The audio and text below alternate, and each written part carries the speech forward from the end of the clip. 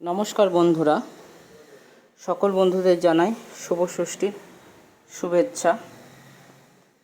তো দেখতে দেখতে দুর্গাপুজো চলে আসলো। তো দুর্গাপুজো শুরু হয়ে গেছে এবং দেখতে দেখতে দুর্গাপুজো শেষ হয়ে যাবে, তারপরেই আসবে লক্ষ্মী পুজো। তো আমাদের বাড়িতে লক্ষ্মী পুজো হয়। তো পেতলের মূর্তি আমাদের বাড়িতে প্রতিষ্ঠিত। তো মাকে প্রত্যেক বছরই আমি নিজের হাতে শাড়ি বানিয়ে দিই। প্রত্যেক পুজোতেই আমার হাতে বানানো শাড়ি মা পরেন। তো এই বছরও সেই মতোই শাড়ি বানাচ্ছিলাম। তো হঠাৎ মনে পড়লো বাড়িতে আমাদের গোপাল আছে, তো গোপালের জন্য একটা ড্রেস বানানো যাক। তাই সেই মতো গোপালের জন্য একটা ড্রেস বানালাম। তো বন্ধুরা, তোমরা দেখেই বলবে যে গোপালের ড্রেসটা কেমন হয়েছে।